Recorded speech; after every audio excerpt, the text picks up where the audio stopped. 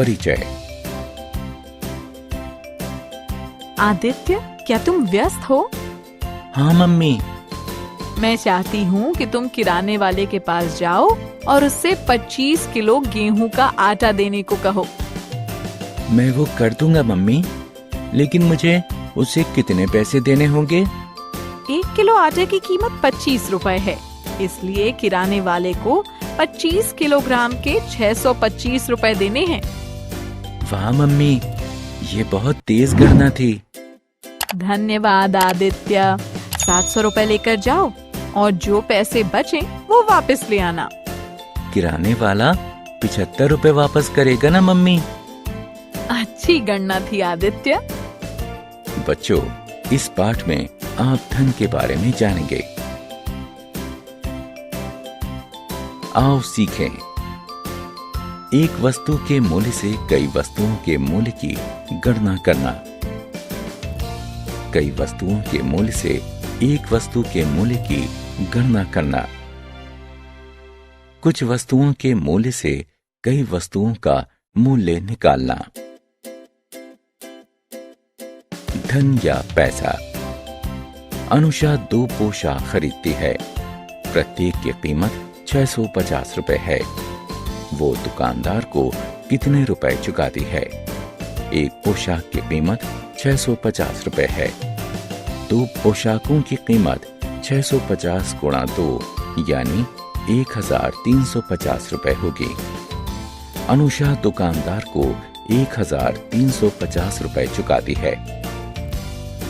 आइए एक और उदाहरण को देखते हैं। छोटू एक रेलवे स्टेशन पर एक कुली के रूप में काम करता है। वो कोई छुट्टी नहीं लेता है और 30 दिनों में 9,000 रुपए कमाता है। वो एक दिन में कितने रुपए कमाता है?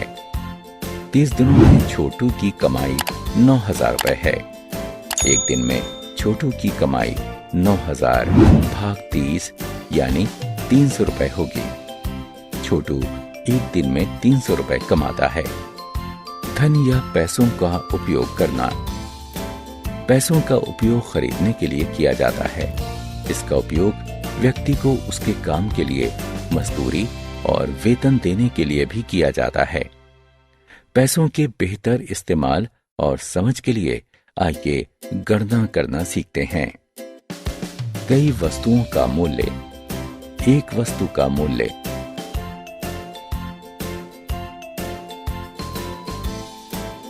कई वस्तुओं का मूल्य। रामू एक माली है। लोग उसे नौकरी पर रखते हैं और उसे एक दिन का मेहनताना 210 रुपए देते हैं। साल 2011 में उसने 312 दिन काम किया। उसने 2011 में कितना रुपया कमाया? प्रतिदिन रामू की कमाई बराबर 210 रुपए। रामू के काम करने के दिनों की संख्या 312।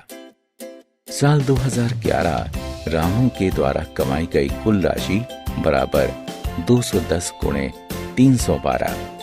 आइए हम गुणन को 4 चरणों में विभाजित करते हैं। सबसे पहले हम 200 और 300 का गुणा करते हैं, फिर 10 और 300 का गुणा करते हैं, फिर 200 और 12 का गुणा करते हैं, फिर 10 और 12 का गुणा करते हैं। अब हम गुणनफल को जोड़ते हैं और 65,520 रुपए प्राप्त करते हैं। अतः साल 2011 में रामू ने 65,520 रुपए कमाए। राधा एक डॉक्टर है। वो एक परामर्श के लिए 625 रुपए फीस लेती है। एक दिन में वो 12 मरीजों से मिलती है। यदि वो एक विशेष महीने में 30 दिन काम करती है तो वो कितने रुपए कमाती है? एक परामर्श के लिए राधा की फीस 625 रुपए। एक दिन में मरीजों की संख्या 12। 23 दिनों में मरीजों की संख्या 23 गुणे 12 बराबर 276। महीने में राधा की कुल कमाई 625 गुणे 276। आइए गुणनफल की एक और तकनीक सीखते हैं। सबसे पहले हम 625 का 6 से गुणा करते हैं। फिर हम 625 का 70 से गुणा करते हैं। अंत में हम 625 का 200 से गुणा करते हैं। हम तीनों गुणनफलों को जोड़ते हैं और 1,72,500 प्राप्त करते हैं। अतः राधा 1,72,500 रुपए कमाती है। एक वस्तु की कीमत। विवान 30 किलोग्राम आम खरीदता है और 1500 रुपए में बेचता है। 1 किलो आम की कीमत क्या है? 30 किलोग्राम आम की कीमत 1500 रुपए। 1 किलोग्राम आम की कीमत 1500 भाग 30 यानी 50 रुपए। 1 किलोग्राम आम की कीमत 50 रुपए है। आइए हम अपने विभाजन को प्रमाणित करते हैं। अभी हमने निकाला कि 1 किलोग्राम आम की कीमत 50 रुपए है, तो 30 किलोग्राम आम की कीमत होगी 50 गुणा 30 यानी 1500 रुपए। प्रश्नानुसार विवान 30 किलोग्राम आम पर 1500 रुपए खर्च करता है। इस तरह ये सिद्ध होता है कि हमारा विभाजन सही था। सुजाता के बेटे की शादी हो रही है। उसका घर मेहमानों से भरा हुआ है। वो मेहमानों के लिए खीर तैयार करने के लिए 32 लीटर दूध खरीदती है। यदि वो दूध वाले को 1120 रुपए का भुगतान करती है तो 1 लीटर दूध की कीमत क्या है?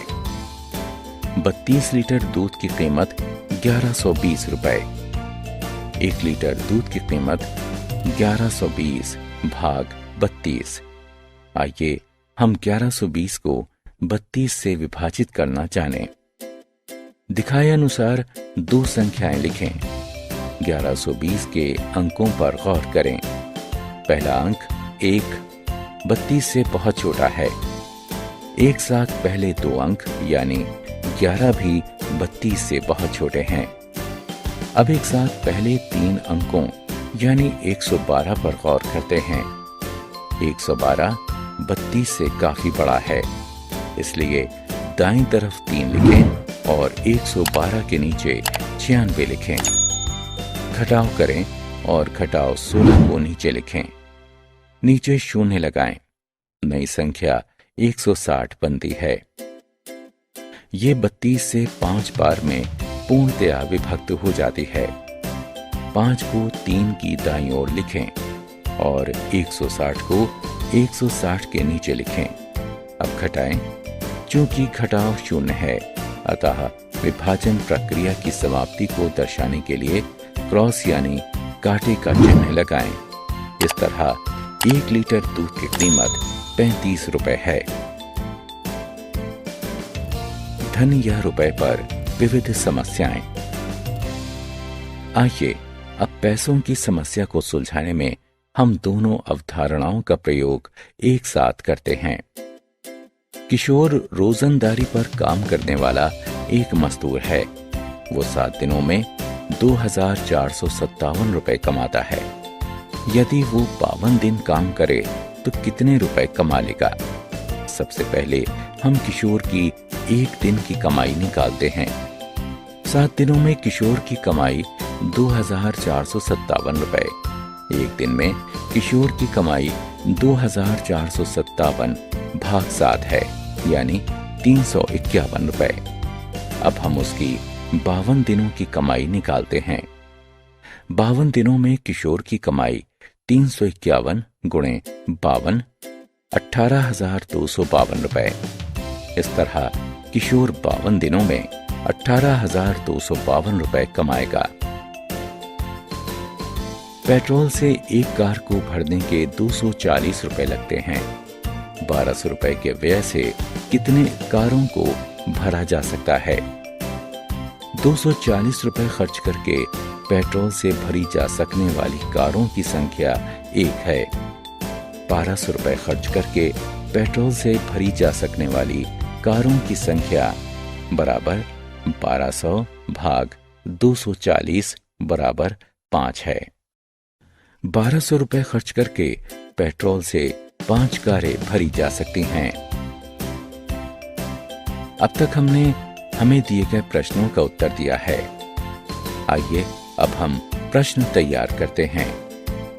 एक शब्दों की समस्या की इस शुरुआत को देखो। 1 किलो केक का मूल्य 25 रुपए है। अरुणा 5 किलो केक खरीदती है। निम्न में से इसके लिए उपयुक्त प्रश्न कौन सा है? 5 किलो का मूल्य कितना है? 5 किलो के लिए कौन भुगतान करेगा? अरुणा 5 किलो केक का कितना भुगतान करेगी? क्या 5 किलो पर्याप्त होगा? विकल्प का और गा दी गई शब्द की समस्या के लिए उपयुक्त प्रश्न है। विकल्प खा और खा दी गई जानकारी के आधार पर सही उत्तर नहीं हो सकते, अतः वे उपयुक्त प्रश्न नहीं हैं। आओ खेलें। प्रश्न को ध्यानपूर्वक पढ़िए और सही विकल्प पर क्लिक करके सही उत्तर का चयन कीजिए। हमने क्या चर्चा की? हम कई वस्तुओं के मूल्यों की गणना करने के लिए एक वस्तु के मूल्य से गुणा करते हैं। हम एक वस्तु के मूल्य की गणना करने के लिए कई वस्तुओं के मूल्य से भाग देते हैं। कुछ वस्तुओं के मूल्य से कई वस्तुओं के मूल्य को निकालने के लिए हम पहले भाग देते हैं, फिर गुणा कर देते हैं।